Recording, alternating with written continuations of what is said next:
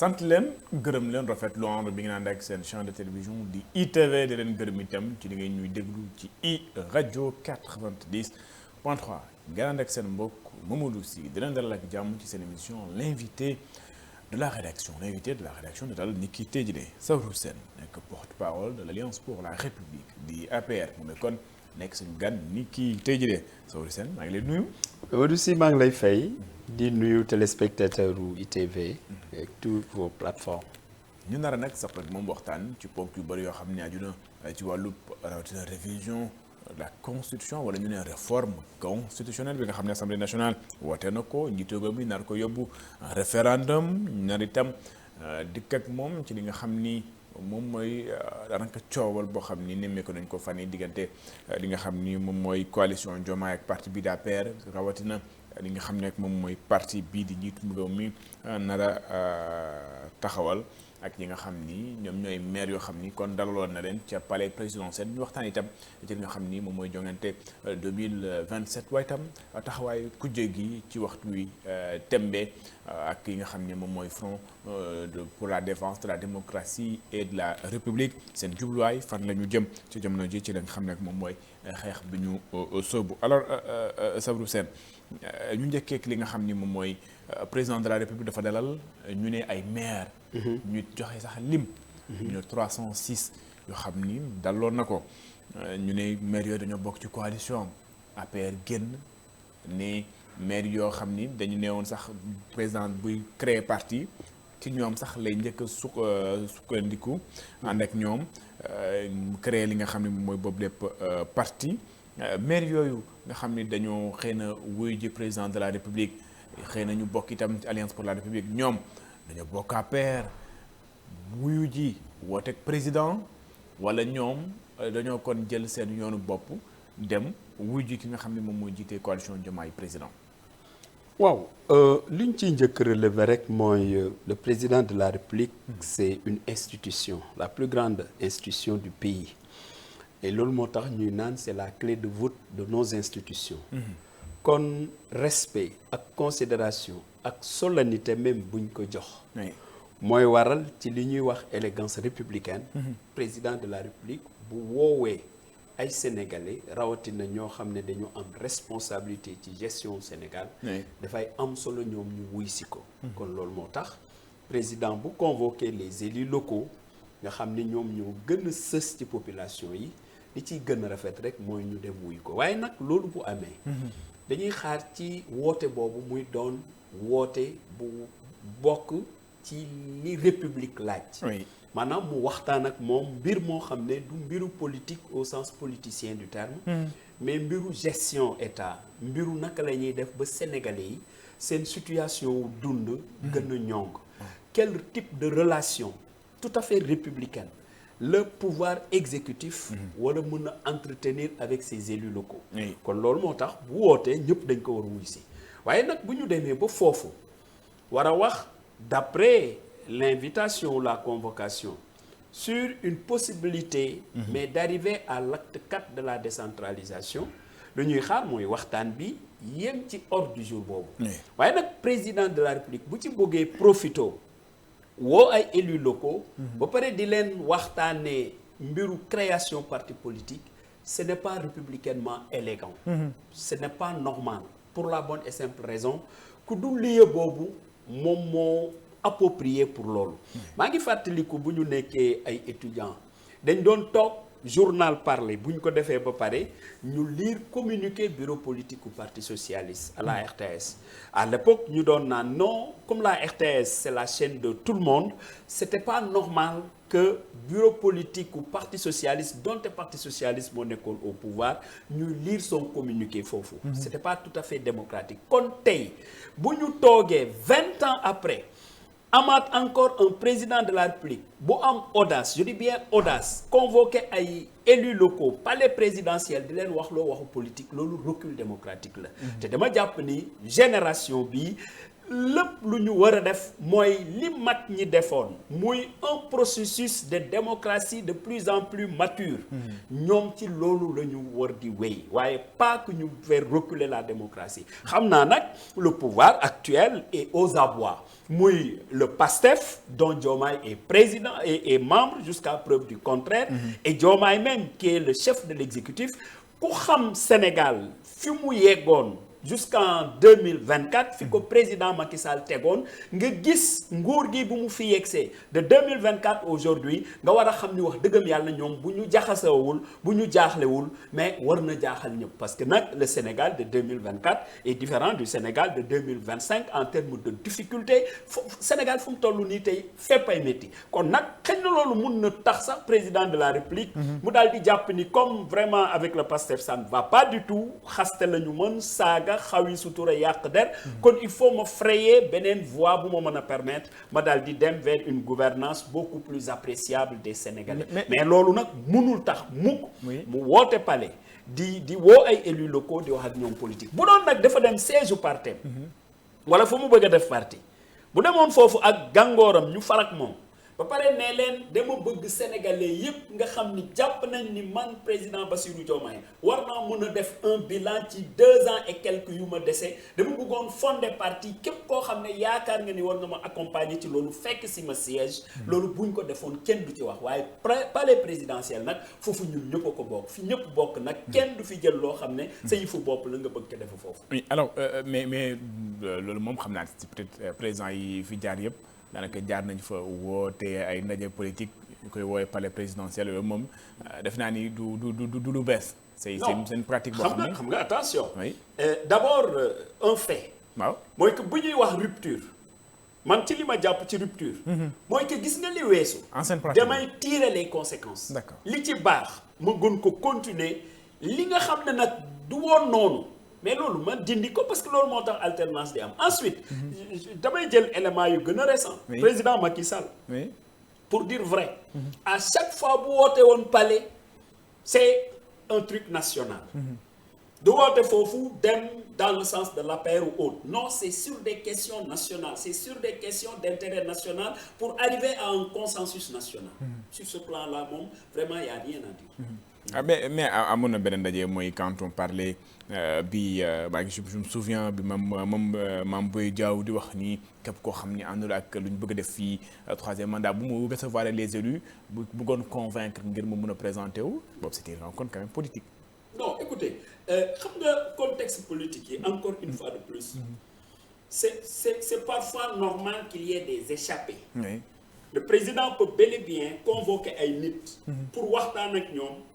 ci ñooñu am kenn koo xam ne rëccale na dugal ci li ci bokkul waaye fii président de la République himself moom ci boppam moo woote ba pare di waxu politique. D'accord. Voilà. léegi APR dafa amoon ci élection locales yi nga xam ni moom la ñu génnoon bu nag naam perdoon na ay villes yu bëri moo les grandes villes muy Thiès Guédiawaye ak ñoom seen waaye amoon na quand même au moins su ma juumul 400 et quelques élus sur les 557 communes. Oui. mais tey bu ñu nee 306 maires. c'est comme si xaaj bi wala sax 80% yi nga xam ne ñoom lañu faloon sur la bannière de l'APR ñoom ñoo nar a rejoindre wala loolu. loolu amul léegi lan moo tax tey maires yi nga xam ne ñu fa nekkoon du ñu génn def benn gis naa loolu nga xam ne mooy la chambre des élus de l'Alliance pour la République def communiqué pour leeral ni que ñoom xëy na dañ faa demoon pour wuyu république bi waaye dugg ñu ci création de parti bi. justement xam nga loolu aussi communication politique la. communication politique ku nekk dangay ràcce jëmale sa kanam le président de la République bu nekkee dans une situation comme celle-là fexe ba woo maires yi ñu ñëw mu ne dafa créer parti politique ne am na 300 et quelques maires yu adhéré c'est une communication politique. mais munul demee noonu parce que nag ci li ma xam ci ay sénégalais rawatina ñoo xam ne dañ leen jox ndomol tànk rawatina wax dëggam yàlla dañu ànd ci ngor ak le président Macky Sall. de cette façon-là lañ leen di jël di leen dugal dans un parti qu'on n'a même pas encore créé ça n'a pas de sens. loolu c'est un premier fait le deuxième fait mooy mais maire yooyu bu ñu leen woowee pour ñu ñëw palais nañu présidence wax sur la convocation quel a été l'ordre du jour. aucun maire n'a reçu de façon précise l'ordre du jour pour lequel woo nañ leen sauf que dañ leen woo rek et par respect au président de la République et par respect à l'élégance républicaine ñu dem wuyu mais bu ñu ñëwee nag président ak gëdd buñ koy jox parce que nag quelle que soit la situation dama koy wax gis nga au niveau de l'Alliance pour la République président Macky Sall parti bu mu fondé dafa bëgg parti boobu puiser ses valeurs sur les valeurs sénégalaises autrement dit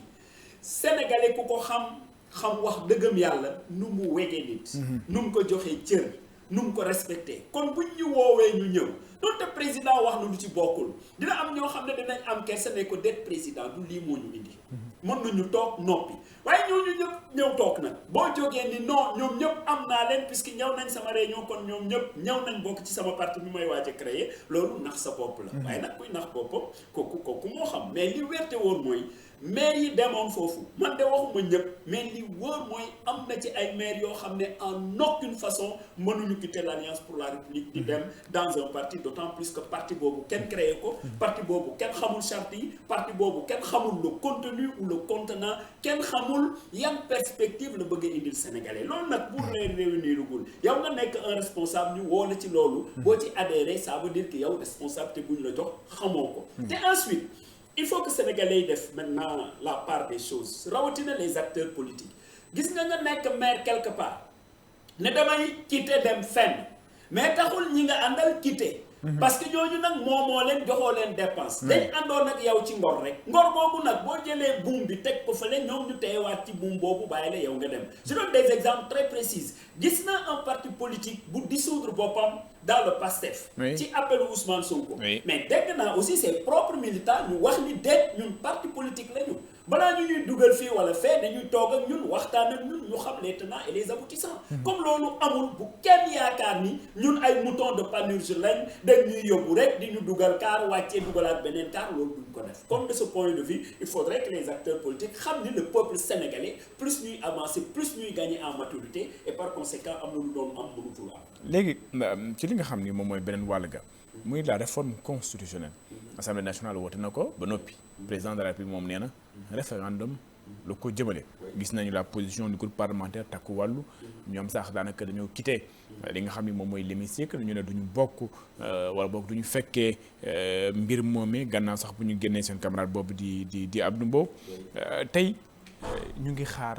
de référendum ñu ne président de la République saa yu ko neexee fu mu ko neexee la koy def c'est-à-dire que amul benn délai boo xam ni bu ñu jox président de la République ndax yéen référendum bi li ngeen ànd la ndax itam da ngeen nekkaat ce qu'on appelle les partisans du non ndax bu fekkee ni réforme bi jàpp ngeen ni baaxul kon da ngeen nar ànd ak président de la République comme que moom itam dafa jàpp ni dafa am ay amendement yu mu defoon ñu rejeté ko xëy na amaana moom tamit position boobu la nar a am maanaam da ngeen di rejoindre président de la République ci wàllum non bile. d'abord fàttali que constitution mooy ndey charte réewu Sénégal. oui dafay am solo trop que constitution boobu ñu jox ko caractère sacré bu mu war a am. du ko jóg rek ne non dañuy changer constitution finalement day mel ni brouillon la boo xam ne. ku ñëw def ci la ko neex gis nga ci question yi nga xam ne dañ koy agité balaa ñu ciy laaj sénégalais dañ ci waroon réfléchir bu baax a baax parce que séréer yi dañuy naan caaxaan faaxee te dama jàpp ni Ousmane Sonko et équipe dañuy caaxaane sénégalais yi depuis 2024 bu ma waxee Ousmane Sonko et équipe rek wax naa xeetu Pastef yëpp gis nga réew du caaxaan te wolof moo ni sàcc ndend yomb na waaye fa nga koy tege mooy problème bi amoon na nag fu ñu toll woon te suñuy préoccupation Sénégal du ay préoccupation politique parce que nag gis nga Abdou Diouf bi fi nekkee président de la République bi ci sénégalais yi doyalee coow li bëriwul dañ ko def alternance mu dem Ablaye Wade ñëw remplacer ko bi sénégalais yi doyalee ci Ablaye Wade waxuñu ko mu dem problème amul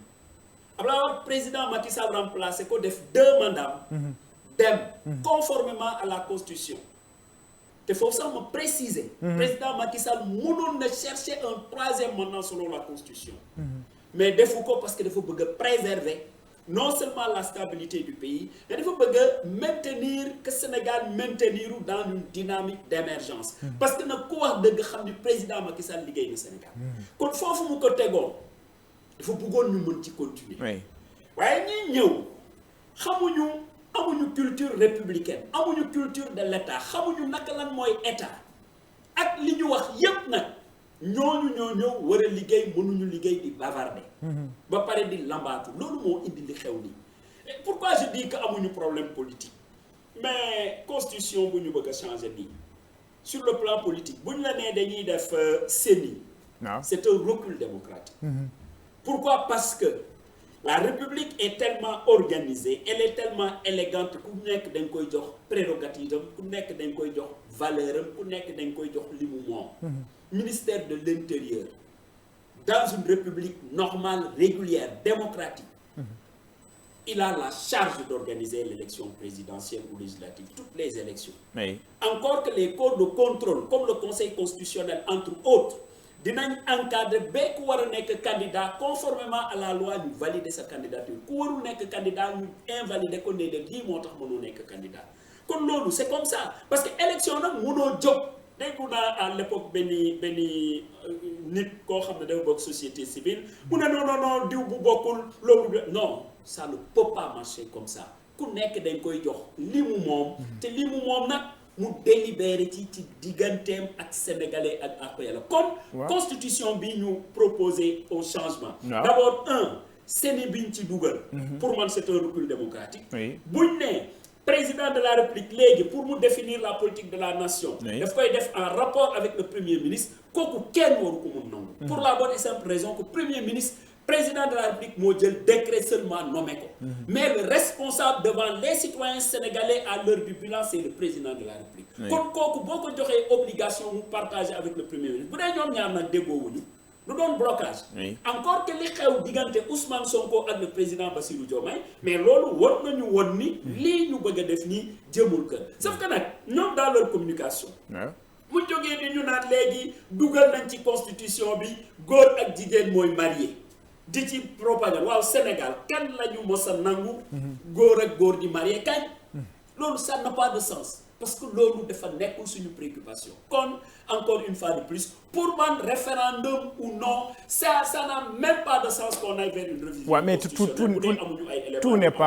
pas mauvais dans la réforme constitutionnelle bu ñu waxee ni que président de la République suy dugg day def déclaration de patrimoine suy génn day def déclaration de patrimoine ñu ne sax président waxoon na ko moom lu ma bëgg mooy ñu fexe ba généraliser ce qu'on appelle la déclaration de patrimoine président loolu bëggoon mooy au-delà même des ministres même ñi nga xam ne ñoom ñoo nekk ci administration publique bi ñoom itam ñu mën a defaale seen déclaration c'était ça la position du président mais ñoom dañoo bëgg xëy na président moom mu koy def à l'entrée bu koy def à la sortie. Il faut éviter un piège. Le piège mooy lu wolof di naan ndaxum gën a faj soxla. gis nga que le président de la République ou les hauts fonctionnaires yu ñuy jox responsabilité étatique. ñu def déclaration de patrimoine à l'entrée ak def déclaration de patrimoine à la sortie loolu soxlawul révision constitutionnelle soxlawul référendum. mën nañu jël une loi qui oblige tous ces hauts fonctionnaires y compris le président de la République y compris le premier ministre y compris le président de l'Assemblée nationale y compris tous les ministres et les hauts cadres yi nga xam ne dañ nekk ci fi nga xam ne dañuy gérer budget mais ñu am obligation def loolu gis nga loolu jarul tentamaaru révision constitutionnelle parce que révision constitutionnelle en général fi ñu koy defee mooy que dans le fonctionnement de l'État parfois dafay arriver ñu constater des faits yoo xam ne c'est des faits flagrants yoo xam ne dañ leen war a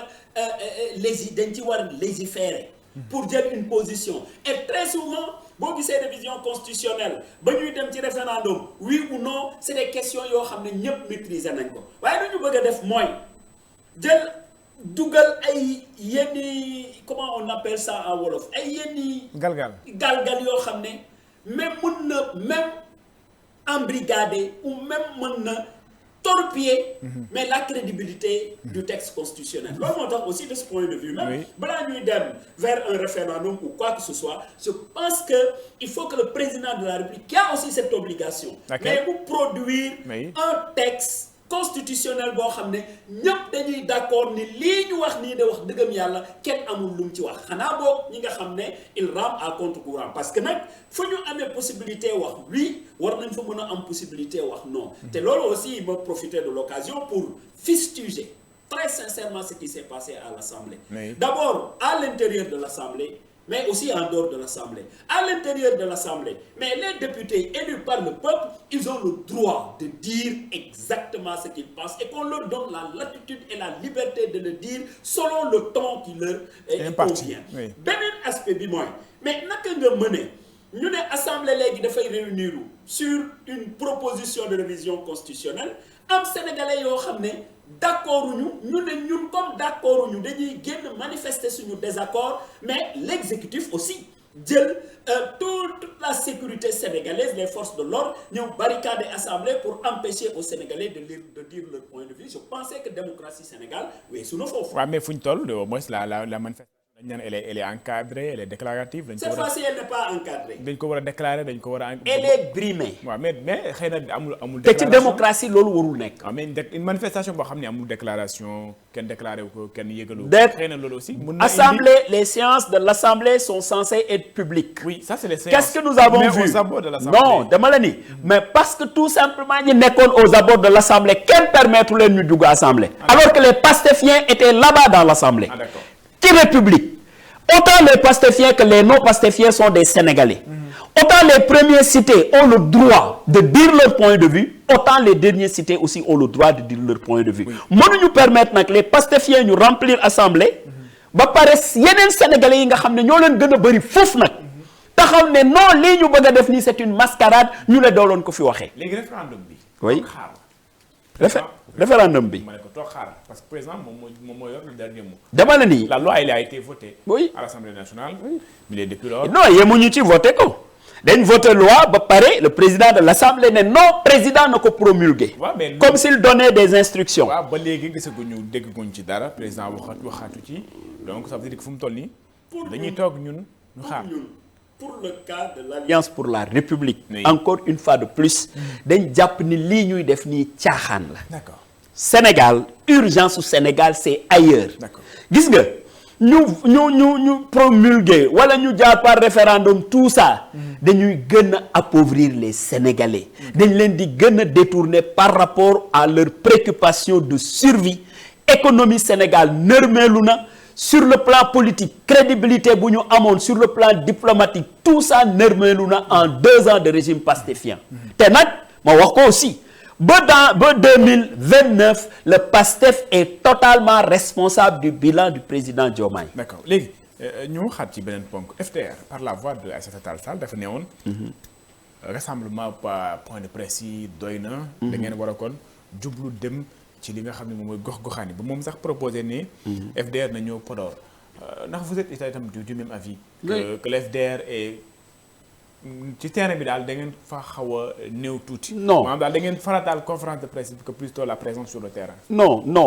xam nga aussi pour dire vrai. damay jël histoire xale bi ñu doon séddoo ba bëgg a xëccoo rek. xëccoo xale ñaari nit ñu ne kaay ma départager leen. nañ dagg xale bi ci digg bi ku nekk jël wàllam gis nga loolu bi ñu ko waxee ki moom xale bi nangu naa ñàkk xale bi parce que du fekkee mukk fi ñu koy dagg. Sénégal président Macky Sall en ingénieur. dafa ñëw di tabax réew mi. ba 2024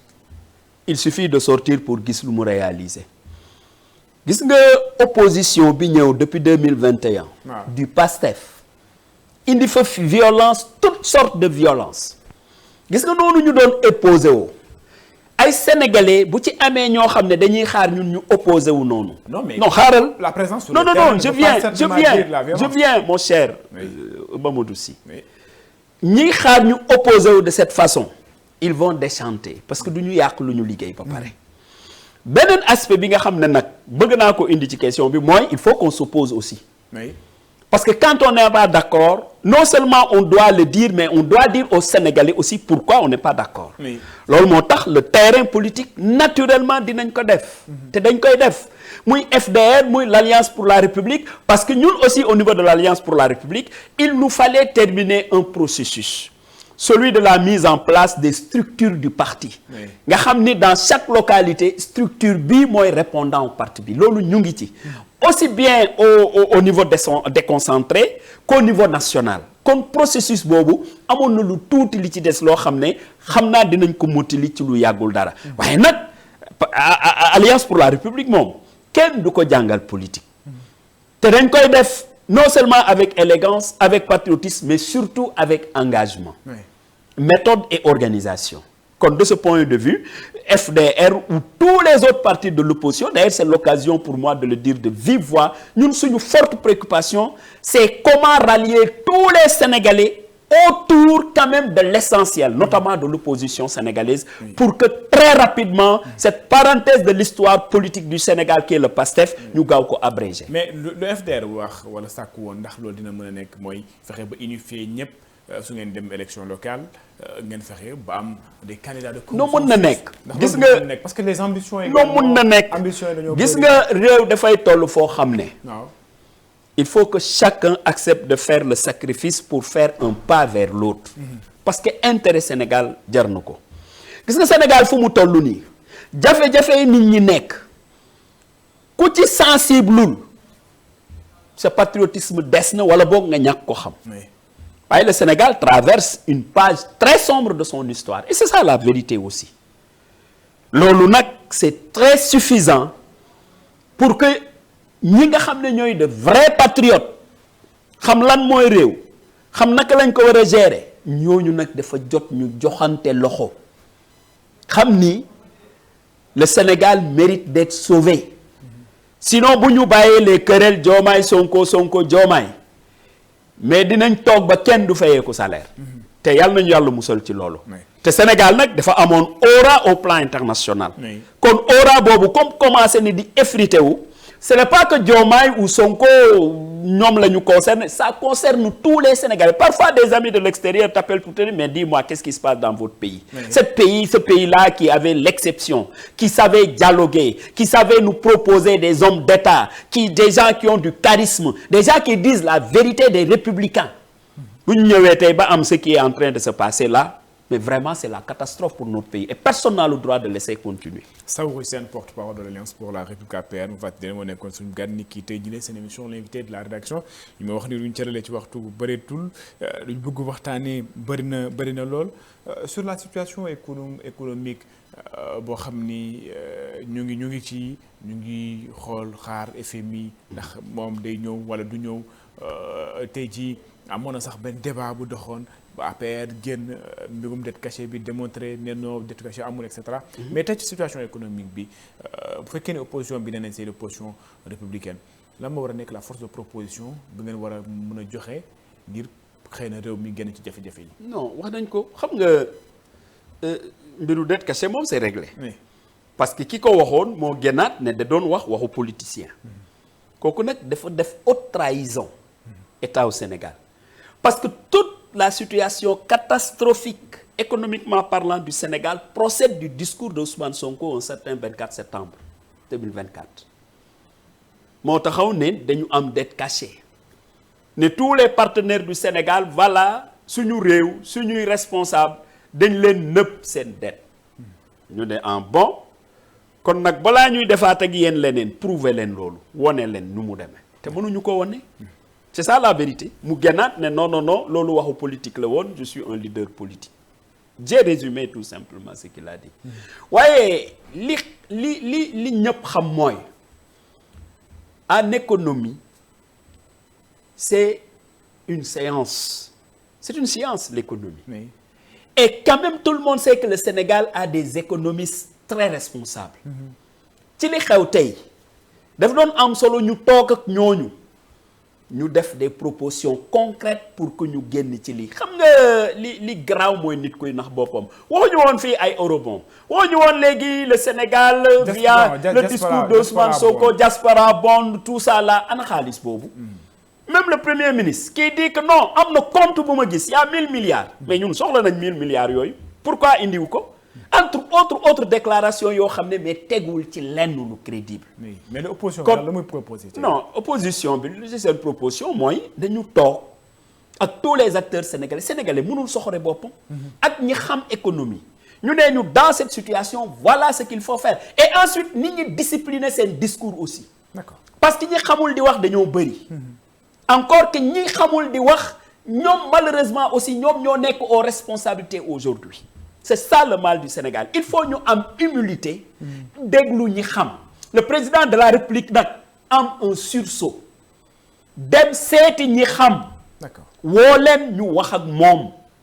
ñu réorienter l'orientation sinon on ne fera jamais échec à cet échec qu'on est en train de constater. Saourou Sène porte-parole de l'APR Alliance pour la République nekkoon suñu gan ni kii tey jii ñun ma waxtu ñu cëraloon jeex na bàyyi la nga tàggatoo. waaw di leen jaajëfal encore une fois de plus di masawu sénégalais ci li nga xam ne wax dëggam yàlla moom la ñuy dund nii. waaye wax di nag am nañu toujours espoir parce que nag fii mooy dëkku Cheikh Ahmadou Bamba Khadimou Rassoul. fii mooy dëkku maam El Hadji Malick bu Kunta Ndiassane comment dirais-je Limamou Laye le cardinal Thiandoum nit ñu baax ñooñu ñëpp ñooñu ñoo tax ak des hommes d'État de valeur comme le président Senghor le président Ablaye Wade le président Abdou Diouf le président Macky Sall nga xam ne ñu ngi ñaan yàlla suñu boroom ci mbaaxam mu nekk le premier secrétaire général des Nations Unies bu jóge Sénégal loolu yàlla mën na ko def yàlla bu ko defee tamit ci crédibilité Sénégal rek lay bokk di ñaanal aussi l'actuel régime ñu génn ci xulooyu caaxaan yi te dem sur l'essentiel parce que si le régime échoue mais c'est le Sénégal qui échoue. Tout à fait. Saourou Sène sant ko gërëm ko sant ne itam gërëm leen seen émission l'invité de la rédaction jeex na dina jox dig daje ci beneen numéro ak beneen gan.